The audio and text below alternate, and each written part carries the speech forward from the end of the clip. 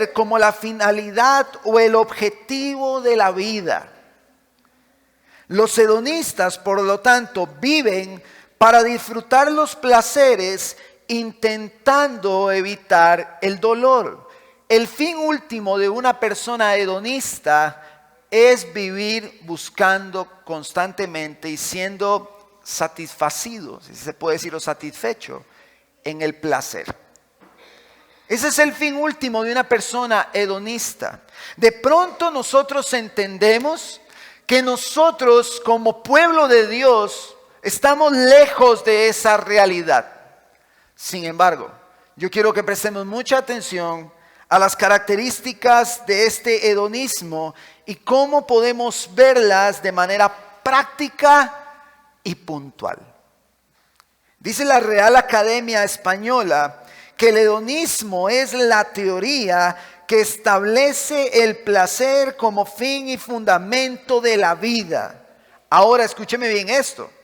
Aunque el placer puede ser por cosas que Dios mismo ha creado, entre ellos la sexualidad, aunque Dios mismo ha creado esas cosas y el placer ha sido dado por Dios, ese no es el fin último de la vida del hombre. Ese no debe ser el objetivo primario en la vida del hombre. Ahora, ¿cómo nosotros podemos identificar actos que reflejan cierto hedonismo? Vamos a ver algunos ejemplos según la Enciclopedia de Ejemplos, que es una página en internet, en la red. Dice, el comportamiento hedonista no está dado por una acción particular y concreta, sino más bien una actitud general hacia la vida. ¿Cómo yo veo la vida? Veamos algunos ejemplos que pueden reflejar tendencias hedonistas.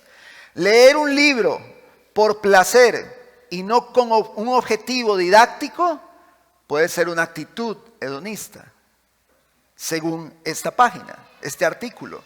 Elegir un alimento por su sabor y la sensación que produce comerlo y no por sus propiedades alimenticias. No porque va a hacer bien a mi salud, me lo como porque es un deleite para mi paladar, aunque yo inclusive tenga clara conciencia que me está matando. No voy a atacar ningún artículo alimenticio esta vez, porque si no me brincan por ahí. Pero hay alimentos que literalmente no deberían llamarse alimentos, son venenos empacados, venenos embotellados, así debería de verse. Hay cosas que están en el supermercado, en las urnas, y que son letales para el ser humano, pero el ser humano las consume porque busca el placer en su diario vivir. Reunirse únicamente con personas cuya presencia y conversación resulten placenteras. Ejercitar el cuerpo solo con actividades que produzcan placer y no con el objetivo de evitar problemas de salud a futuro. Eso pueden ser actitudes hedonistas. Dedicar tiempo al uso de las redes sociales por el placer que produce su consumo y no para mantenerse informado o entrar en contacto con distintas personas. Eso es una actitud hedonista que busca el placer. Comprar ropa por la sensación que produce saber que se dispone de prendas a la moda y no para cubrir el cuerpo y abrigarlo. Entendamos que este es un artículo secular que está describiendo conductas hedonistas en el ser humano. Como ustedes pueden ver con estos pocos ejemplos, aunque había muchos más, es fácil identificar que tenemos una sociedad hedonista que está constantemente buscando saciarse en el placer. De la misma manera, en medio de una sociedad hedonista, muchos llegan a la iglesia o a la congregación buscando los beneficios o bendiciones, pero no al dador de esas bendiciones y beneficios. Muchos dicen, yo quiero acercarme a Dios, pero en realidad lo que buscan son los beneficios y bendiciones, pero no hay un deseo genuino de acercarse a Dios. sino que quieren que de alguna manera todo eso lindo que Dios otorga pueda salpicar sobre ellos. Eso está pasando en medio de nuestra cultura. Muchos quieren todas las bendiciones que piensan pueden encontrar en Dios, pero no quieren a Dios como tal. Es como la dolorosa realidad que enfrentan muchos padres cuando le han dado muchas cosas materiales a sus hijos y la vida les muestra que sus hijos terminaron amando más las cosas materiales que se les dieron que a sus padres. De la misma manera, muchos corren tras los beneficios y bendiciones de Dios, pero no aman a Dios, no quieren un acercamiento a Dios genuino. Y para este tipo de población apareció hace unos años algo increíble: el evangelio de la prosperidad y la palabra de fe, que son dos doctrinas sumamente peligrosas, y ya vamos a explicar por qué. Estas han venido a buscar satisfacer las necesidades para este tipo de población que solamente está buscando los beneficios y bendiciones.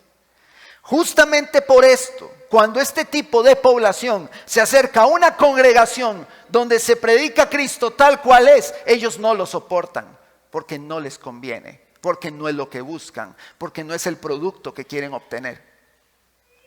Entonces ese hedonismo que se ejercita en la búsqueda de placer siempre apunta a lo que a mí me gusta, a lo que yo me inclino. Entonces, en medio de ese hedonismo hay algo que se llama la sociedad de consumo. Entonces hay un consumo, productos de todos tipos, todos colores, todos sabores, para que la gente escoja. Muchas personas llegan buscando esos beneficios como si fueran ese producto. Y entonces dicen: yo no quiero escuchar de eso, no me sirve escuchar sobre ese Dios, yo quiero que me hablen sobre el producto que yo ando buscando. Yo quiero las bendiciones, yo quiero los beneficios. El evangelio de la prosperidad, dice un artículo de Coalición por el Evangelio, se define de la siguiente manera: es un sistema doctrinal que enfatiza un aparente deseo por parte de Dios de la prosperidad de los individuos, enseñando que las personas deben procurar su bienestar emocional, su salud física y su prosperidad financiera. El mensaje acentúa un derecho de parte de los cristianos a ser prosperados y, en virtud de esto, dicen que es legítimo y deseable que los creyentes persigan y reclamen su éxito. Este tipo de evangelio de la prosperidad es un mensaje centrado en el hombre, donde el hombre debe buscar la mejor versión de sí mismo. Escuche bien esto, porque esto está metido en la iglesia. Hombres buscando la mejor versión de sí mismos. Ese es el mensaje: buscar la autorrealización y superación del yo, con frases, hermanos, que a la luz de las verdades bíblicas son tristes de escuchar, como: descubre al campeón que hay en ti. Fuiste destinado para algo grande. Este tipo de frases son comunes en ese tipo de enseñanzas que no nos dirigen a Cristo, que nos dirigen a nosotros mismos. Créame, si hay alguien que fue llamado a cosas grandes, fue el apóstol Pablo. Y Pablo fue apedreado, fue azotado, lo encarcelaron y la historia dice que cortaron su cabeza. Él fue llamado a cosas grandes. El evangelio de la prosperidad ha prometido riqueza material a cambio de fe y generosas ofrendas. Por eso, los expositores de ese falso evangelio o falsa enseñanza son hombres sumamente ricos, porque se dedican constantemente a torcer las escrituras para obtener los beneficios económicos de una congregación que está tratando de alcanzar los beneficios que ellos les están prometiendo.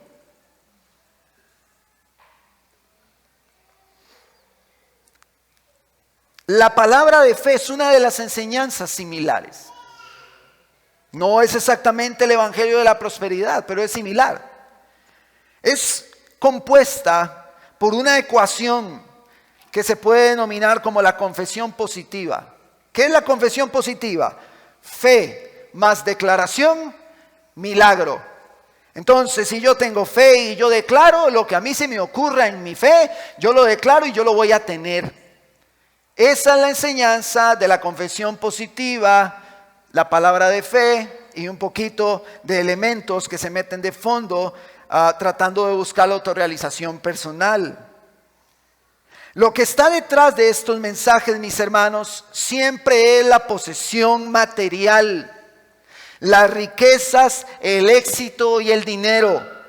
Por lo general, sus promotores viven a costillas de estas personas que no tienen todo lo que se les ha prometido porque les falta fe.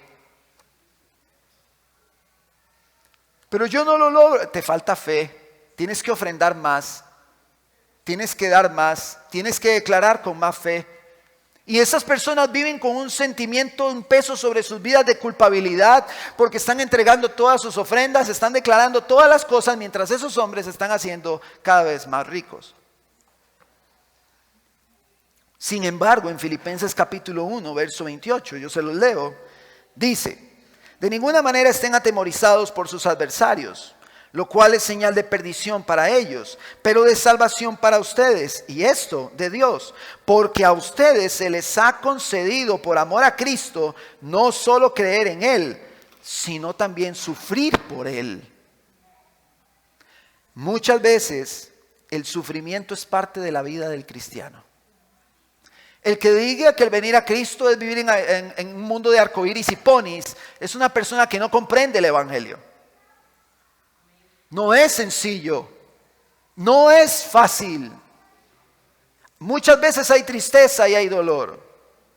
Ahora usted dirá: David, pero a la luz de lo que estamos viendo en Deuteronomio, ¿por qué usted está hablando de estas falsas enseñanzas en nuestro contexto?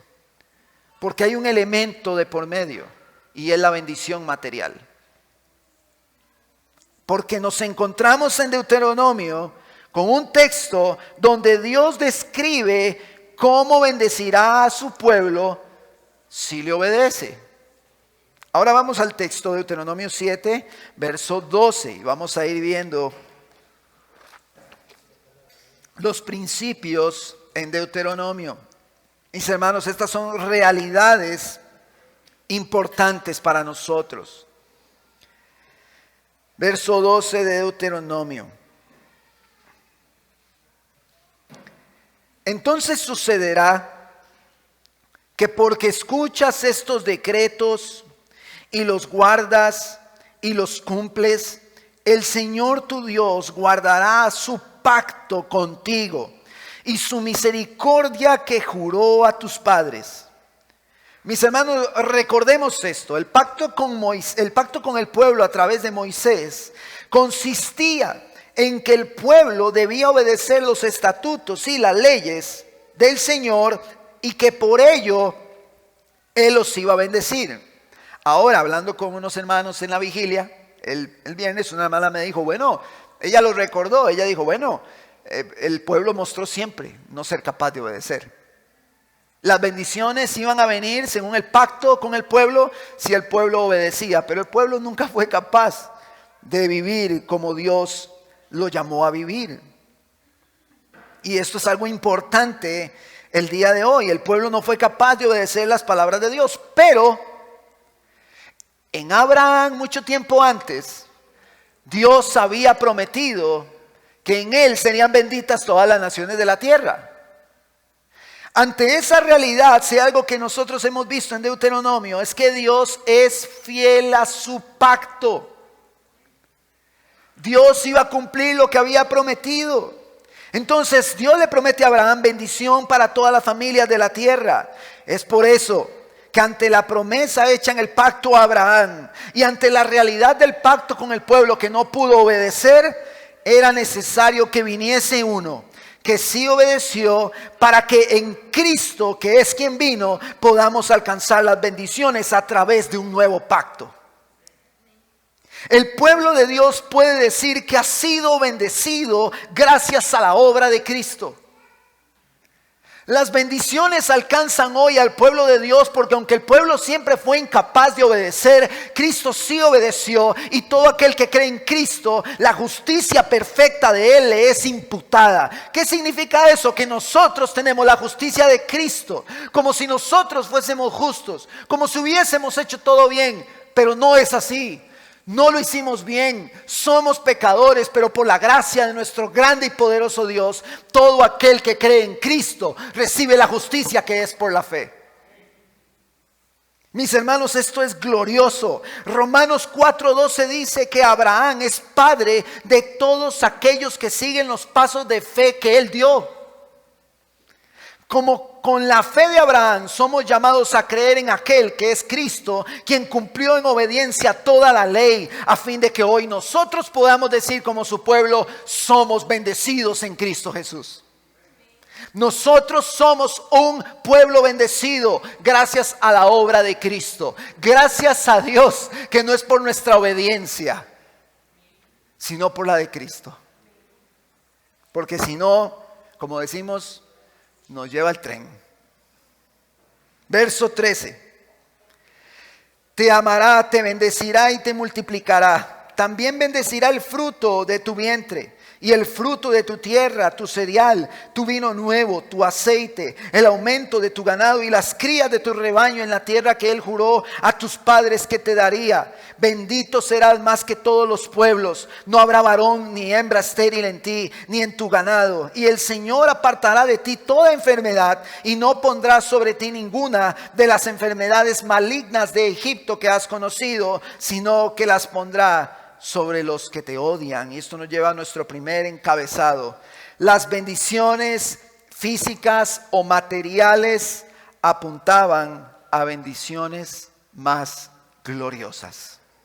Dios, como parte de su pacto, anunciaba bendiciones materiales a fin de preservar a su pueblo y cumplir su gran plan. Hay un plan de Dios en toda la Escritura, anunciado desde el Génesis, donde el Señor promete redención a todos los hombres a través de la simiente de la mujer. Todo lo que sucede con el pueblo de Dios antes y todo lo que sucede ahora tiene ramificaciones que lo conectan a ese gran plan. Todo lo que pasó con el pueblo en esta época está conectado con el gran plan de Dios, y todo lo que pasa con el pueblo de Dios hoy sigue conectado a ese gran plan de Dios. Eso es bueno entenderlo.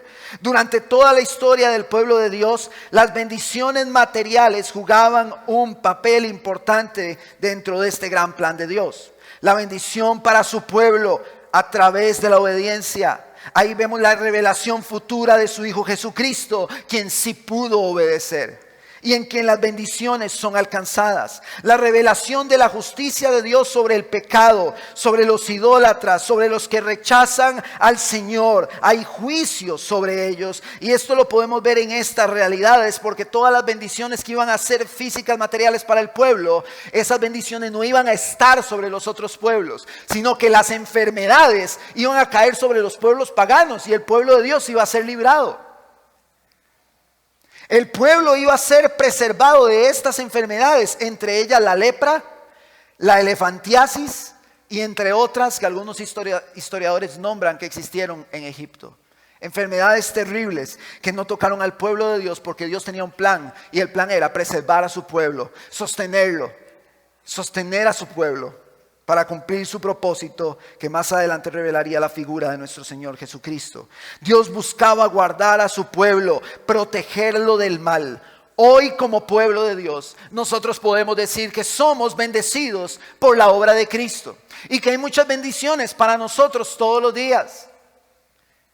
Si yo le pregunté a una persona, ¿somos bendecidos? Sí. ¿Por qué somos bendecidos? Y me dijo, por las cosas que tenemos. ¿Somos bendecidos por las cosas materiales que tenemos? Hay que trabajar esa idea.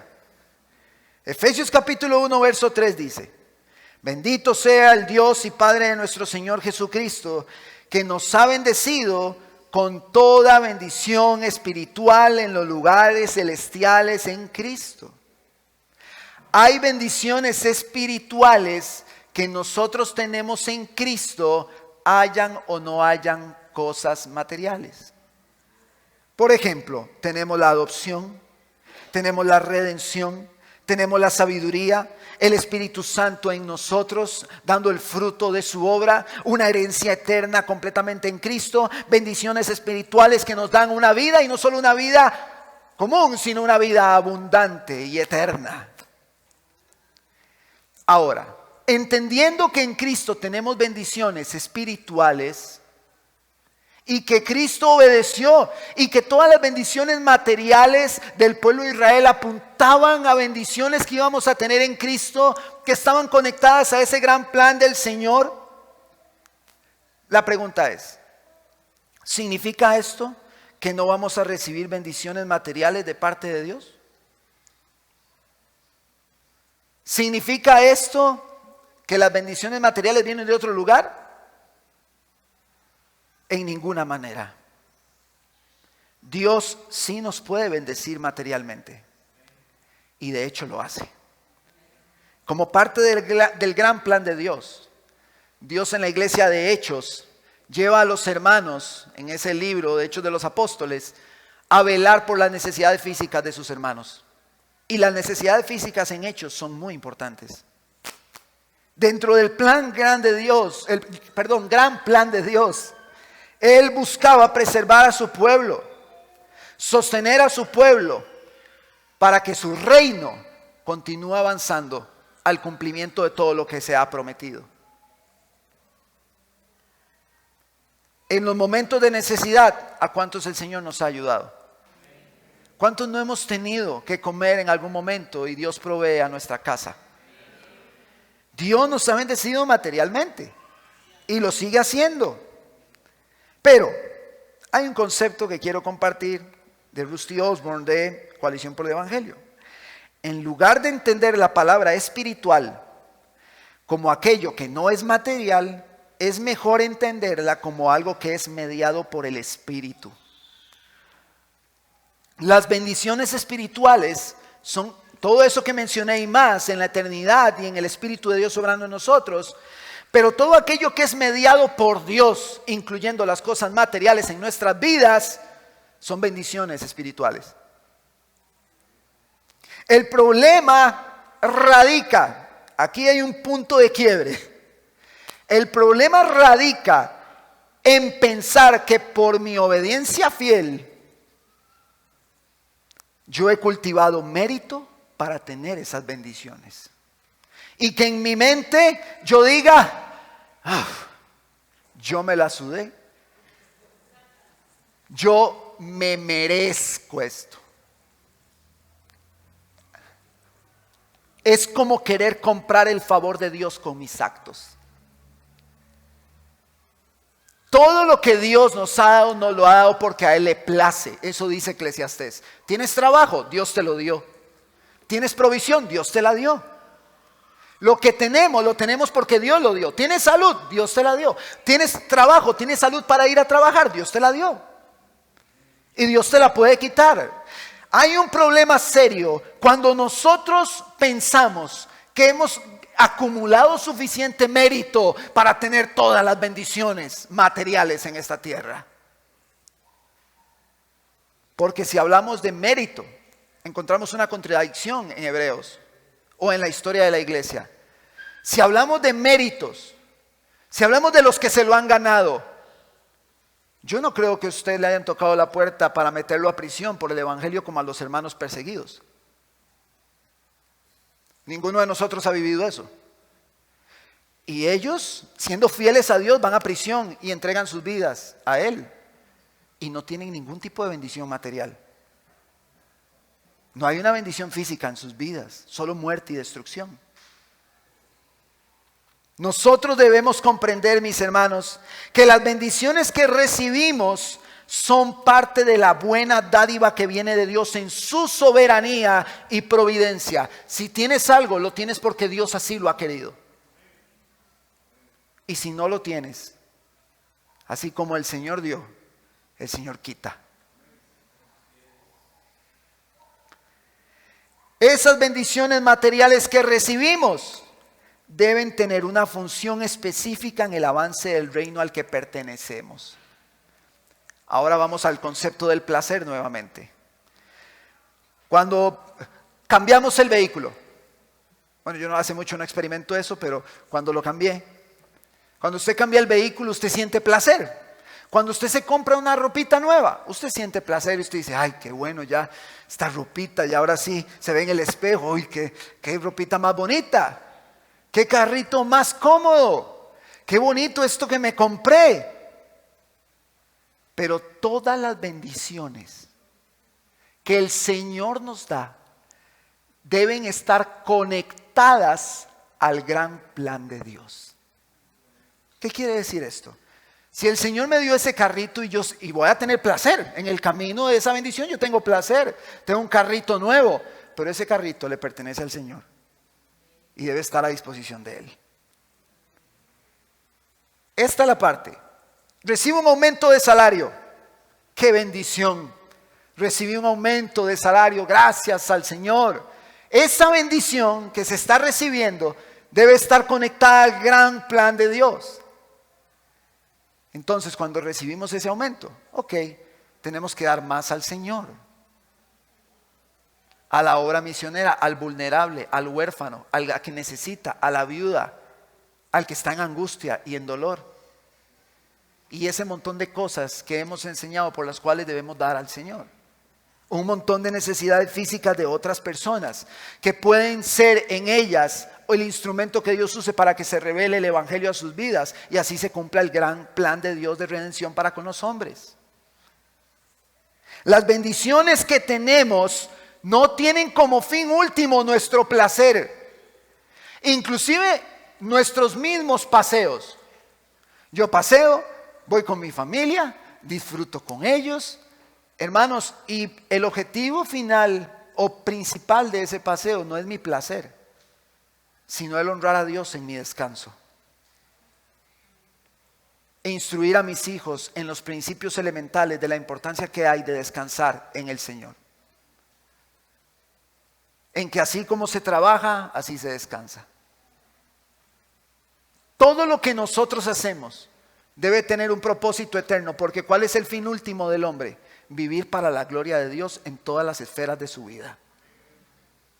Entonces, si vivimos para la gloria de Dios en todas las esferas de nuestra vida, todas las bendiciones que puedan venir a nosotros por la soberanía y providencia de Dios van a tener alguna implicación eterna en ese avance del reino, en el lugar en el que nosotros nos encontramos. Hablando con el pastor Henry sobre esto, él me decía, nosotros lo que tenemos que pensar es que hay una gran historia de Dios. ¿Qué papel juego yo en esa historia? ¿Cuál es mi función? ¿En qué parte de la historia estoy yo? ¿Dónde estoy yo haciendo que ese reino avance con los recursos que Dios me ha dado? ¿Cómo estoy yo siendo partícipe en el avance del reino con todas las bendiciones que recibo? ¿Cuáles son las implicaciones? Porque si no hay implicaciones eternas en las bendiciones que Dios nos da, el fin último está quedando en evidencia, que es el placer. Entonces estaríamos comportándonos como los hedonistas descritos al inicio. Nuestro fin último no es el placer, aunque el placer es bueno y es parte del camino, ese no es el fin último. En la sexualidad hay placer en la pareja, pero el fin último no es ese. Porque no es la sexualidad lo que sostiene un matrimonio, sino Cristo en el centro. El fin último es glorificar a Dios siendo una sola carne.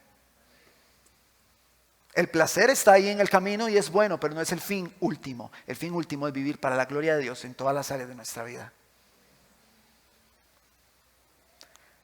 Ahora, las bendiciones que tenemos en Cristo a través de su Espíritu nos llevarán a tener contentamiento a pesar de no contar con las bendiciones materiales.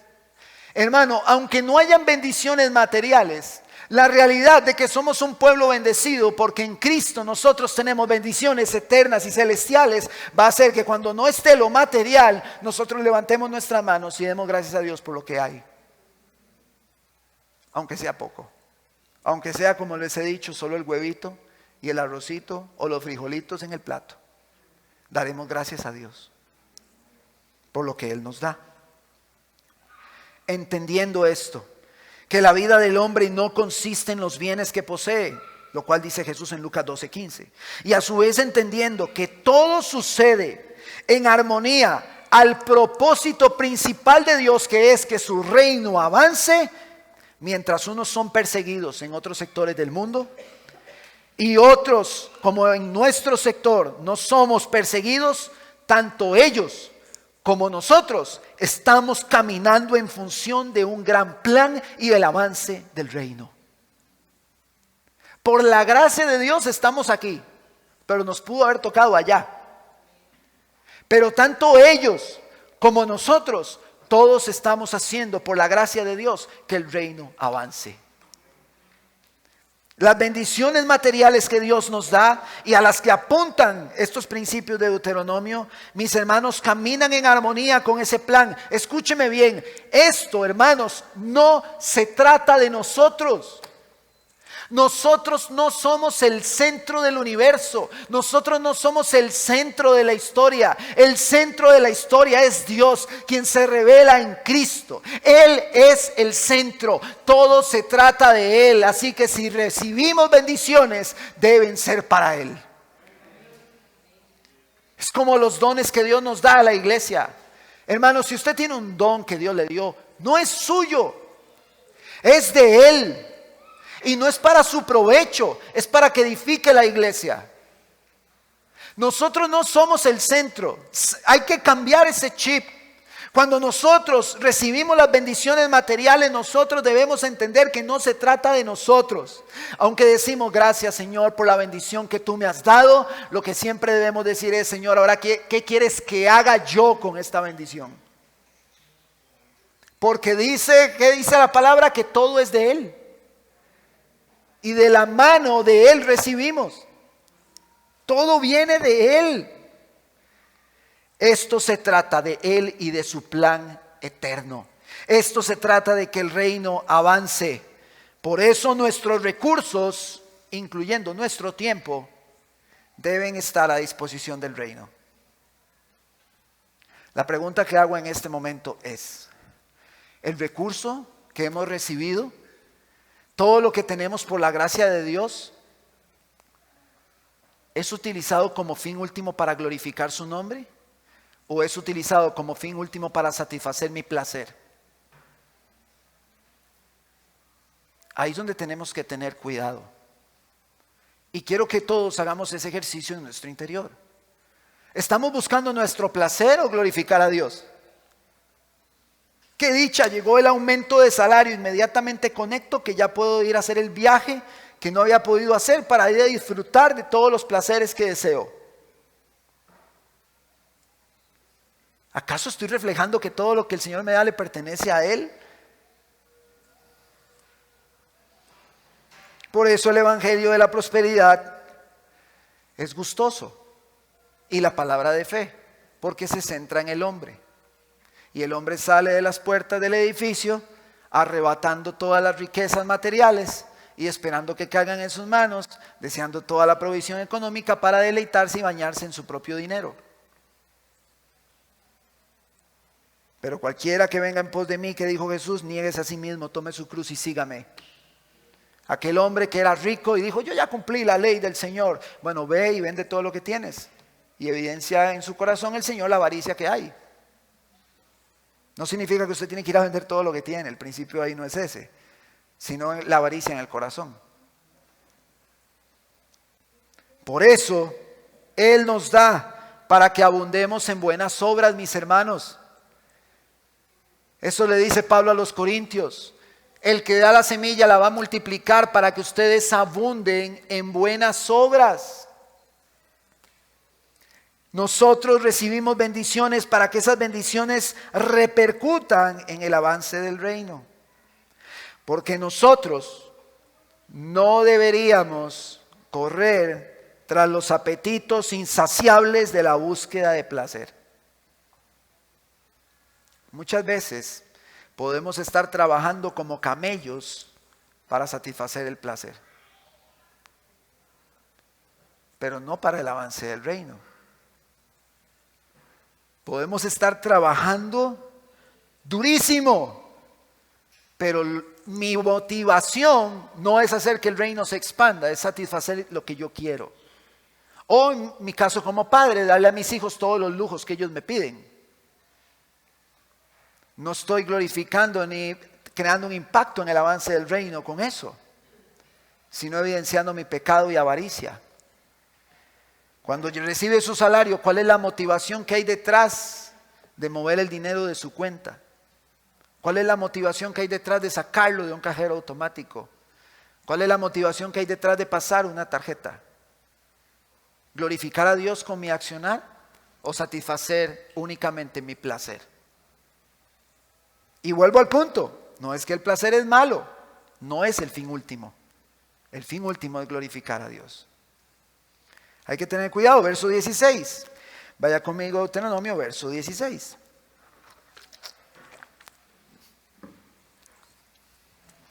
Dice, destruirás a todos los pueblos que el Señor tu Dios te entregue. Tu ojo no tendrá piedad de ellos. Ya vimos por qué todo esto, por qué no había piedad para con esos pueblos. Todo eso fue explicado en el sermón anterior. Tampoco servirás a sus dioses, porque esto sería tropiezo para ti si dijeras en tu corazón, estas naciones son más poderosas que yo, ¿cómo podré desposeerlas? No tengas temor de ellas. Recuerda lo que el Señor tu Dios hizo a Faraón y a todo Egipto. Las grandes pruebas que tus ojos vieron, las señales, maravillas, la mano poderosa y el brazo extendido con el cual el Señor te sacó de allí. Así el Señor tu Dios hará con todos los pueblos los cuales temes. Nuestro primer encabezado fue las bendiciones físicas apuntaban a bendiciones más gloriosas. Este segundo encabezado dice la libertad de la esclavitud física apuntaba a una realidad más gloriosa. Y esta es como la centralidad del evangelio, el contexto redentor en este texto. Este suceso nos recuerda que así como el pueblo de Israel, Dios lo hizo libre de la esclavitud física, a nosotros nos hizo libres de una esclavitud espiritual. Dios sacó al pueblo de la esclavitud, de las cadenas de Egipto, a nosotros nos sacó del reino de las tinieblas y nos trasladó a su luz. Éramos nosotros cautivos a la voluntad de Satanás, pero el Señor nos hizo libres. Él humilló a los enemigos, el faraón y su ejército, humilló a los dioses de los egipcios, así como Cristo exhibió públicamente a los principados y potestades en la cruz. Él ya venció a los enemigos. Jesús venció a la muerte y su victoria es nuestra victoria. Y estas son las implicaciones de una realidad que veremos en el verso 20. Además, el Señor tu Dios enviará la avispa contra ellos hasta que perezcan los que queden y se escondan de ti. Esta avispa no es la de la canción de Juan Luis Guerra, porque yo sé que le pasó por la mente. Esto como mera información, hay una diferencia de criterios entre estudiosos. Algunos plantean que la avispa era una avispa muy común en esa época de Canaán, con mucho tamaño, mucha fuerza y muy destructora. Otros dicen que era una metáfora partiendo de un principio hebreo para hablar de una profunda depresión, desánimo y temor. Entonces, de alguna manera, ya sea con una avispa física o con una metáfora de desánimo, si hay algo que tenemos claro es que el Señor se encargó de los enemigos. Verso 21, no te espantes de ellos. Y esta es la parte importante aquí. Porque en medio de ti está el Señor tu Dios. Y no es cualquier Dios, es Dios grande y temible. Nuestro tercer encabezado. La mayor bendición con la que contaba el pueblo era tener a Dios con ellos. Dios estaba con su pueblo. Dios les había prometido estar con ellos. En medio de un contexto lleno de idolatría, Dios quería que lo amaran solo a Él. La esperanza era Dios para su salvación y las victorias que iban a enfrentar. Esta era la única manera de ganar las batallas, Dios en medio de ellos. Escúcheme bien, la mayor bendición que el pueblo puede experimentar es que Dios esté con él. En todo esto se hablan de bendiciones materiales, bendiciones físicas, pero la mayor bendición es que el Señor esté. Cristo, quien venció por nosotros, es nuestra esperanza de gloria, dice Colosenses 1:27. Todo lo que tenemos en la eternidad, la patria celestial, la victoria que hoy es nuestra, la eternidad que nos espera, todo eso lo tenemos gracias a Cristo. En Gálatas 2:20, Pablo dice: con Cristo he sido crucificado y ya no soy yo el que vive, sino que Cristo vive en mí. Y la vida que ahora vivo en la carne, la vivo por la fe en el Hijo de Dios, el cual me amó y se entregó a sí mismo por mí. Hermanos, ¿entendemos esta realidad? Cristo en nosotros. No hay una manera posible en la que Dios nos pueda ver a nosotros y no ve a Cristo en nosotros. Porque Cristo está en nosotros. Las bendiciones que están en Cristo están en nosotros. Todo lo que hay en Cristo está en nosotros. La mayor bendición del pueblo de Dios hoy es tener a Cristo morando en él. Dios les dice: yo estaré con ustedes. Pero en el nuevo pacto se dice que Cristo, quien venció por nosotros, está en nuestros corazones. ¿En los corazones de quién? De todo aquel que ha creído en él y que ha rendido su vida en obediencia a Jesús por el poder del Espíritu. Aquel que se ha arrepentido de sus pecados y se ha humillado delante de Dios. Todo el pueblo de Dios tiene esta gran bendición. Romanos 8:15, verso 15 al 17, dice: pues ustedes no han recibido un espíritu de esclavitud para volver otra vez al temor, sino que han recibido un espíritu de adopción como hijos, por el cual clamamos: Abba, Padre.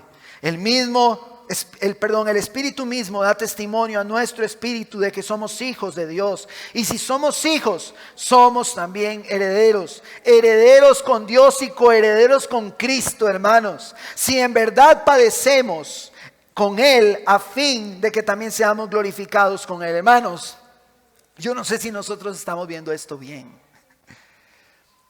Todo lo que tendrá Cristo en la eternidad, nosotros lo tendremos como coherederos.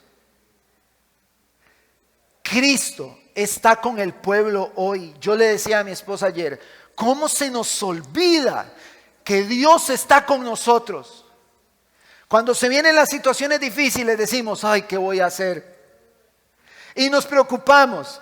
Cuando vienen los problemas: Señor, ¿qué hago con este problema? Ahora, ¿cómo manejo esto? Cuando se vienen las adversidades, nosotros nos agarramos la cabeza y tratamos de buscar soluciones y olvidamos que Dios está con nosotros y que nuestra labor es cumplir nuestras preocupaciones en motivos de oración y presentarlos a Él. Así como Pablo le dice a los filipenses. Hermano, escúcheme bien: el Señor está con usted. El Señor está con usted en su trabajo. Está con usted cuando usted se acuesta y cuando se levanta. Y también está cuando usted duerme. En paz me acostaré, dice el salmista, y así mismo dormiré, porque solo tú, Jehová, me haces vivir confiado. Hermanos, el Señor está con su iglesia. Cristo habita en medio de la alabanza de su pueblo. Cristo habita en el corazón de su pueblo. Él es nuestra garantía. En este contexto el pueblo tenía como garantía la presencia de Dios.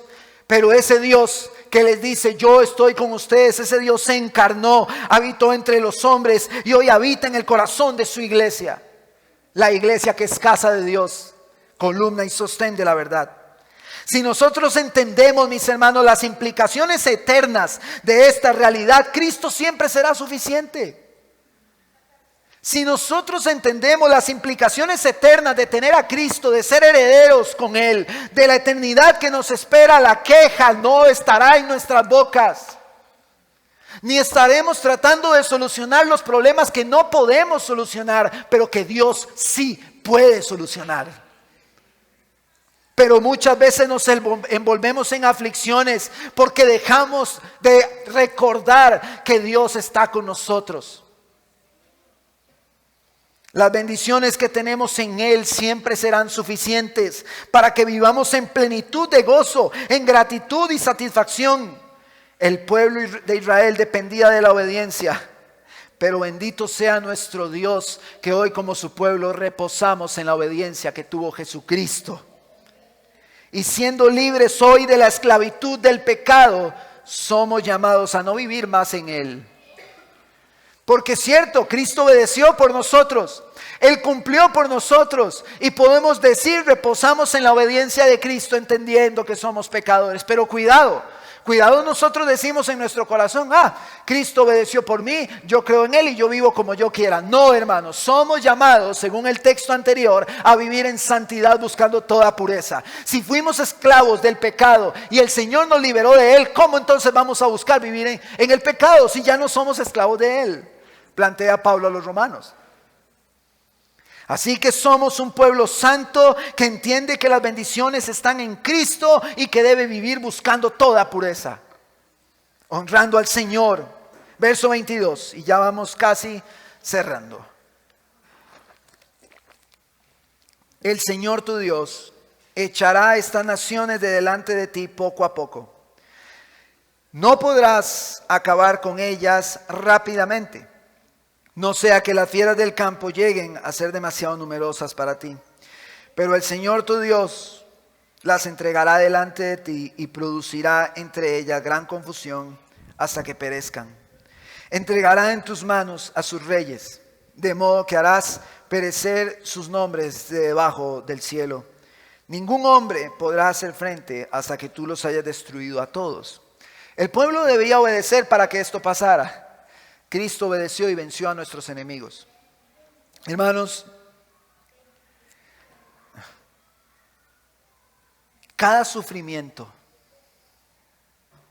que sea dado a la iglesia, cada dardo del enemigo, cada cosa negativa que nos quiera golpear, escúcheme bien, son patadas de ahogado de Satanás.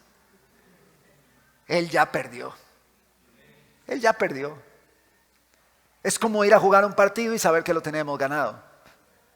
Es como ir a una pelea y saber que ya la gané sin pelear, porque hubo alguien que peleó por mí, alguien que entró a la cancha por mí y que Él lo hizo posible.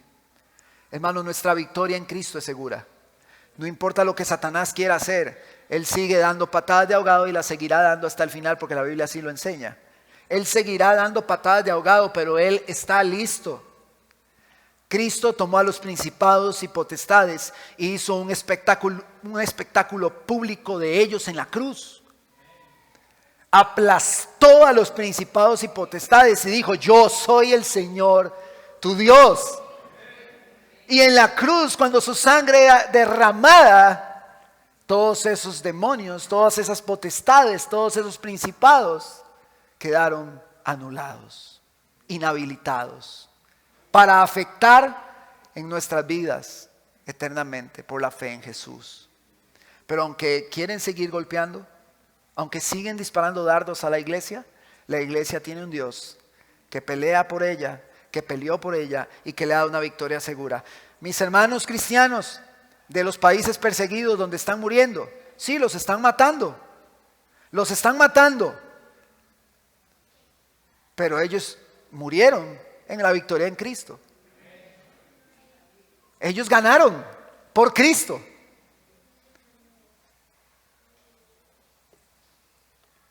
Mis hermanos, yo creo que debemos ser animados a refrescar estas realidades. Verso 25. Quemarás a fuego las esculturas de sus dioses, de los dioses de los pueblos paganos, está hablando acá. No codiciarás la plata ni el oro que la recubren, ni lo tomarás para ti. No sea que por ello caigas en un lazo, porque es abominación al Señor tu Dios. No traerás cosa abominable a tu casa, pues será anatema como ella. Ciertamente la aborrecerás y la abominarás, pues es anatema. Escúcheme esto, hermano, el pueblo de Dios sigue siendo llamado a aborrecer lo que Dios aborrece y amar lo que Dios ama. Siendo un Dios celoso, Él desea que su pueblo le reconozca solamente a Él. Y ante todas estas realidades gloriosas en Cristo, yo le pregunto a la iglesia de CCAJ Moravia: ¿cómo podemos distraernos con las migajas miserables que este mundo ofrece? ¿Cómo ponemos nuestra atención a la basura que este mundo ofrece ante las realidades eternas que tenemos en Cristo? Una pregunta que siempre los niños hacen es: ¿usted no tiene temor a morir? Hermanos, no hay nadie en este salón que pueda evitar la muerte. Todos vamos a morir. Pero la garantía que tenemos como pueblo bendecido es que cuando lleguemos al juicio que habla Hebreos, nosotros tenemos un abogado, a Cristo Jesús, en quien hemos creído, y tendremos una vida eterna con Él.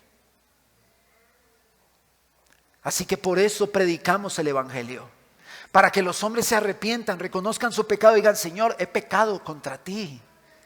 Yo tengo una necesidad de un Salvador, yo lo necesito.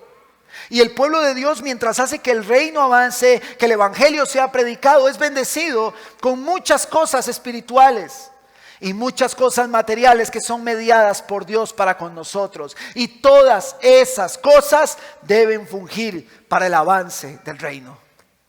Pastor, pero entonces sí puedo tener placer en... Claro, lo va a tener placer. Yo espero que usted tenga placer en su matrimonio, y si no lo tiene, oramos por usted. Su matrimonio, usted debe tener placer en su relación de pareja, pero ese no es el fin último.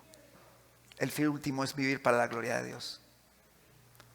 Usted debe encontrar placer cuando juega con sus hijos. ¿Qué padre no siente lindo abrazar a sus hijos por la noche, darles un beso y enviarlos a la cama? Eso es lindo, pero ese no es el fin último. El fin último es tomar a esos niños en nuestros brazos, jugar con ellos, besarlos y decirles: así como yo, usted también necesita un Salvador.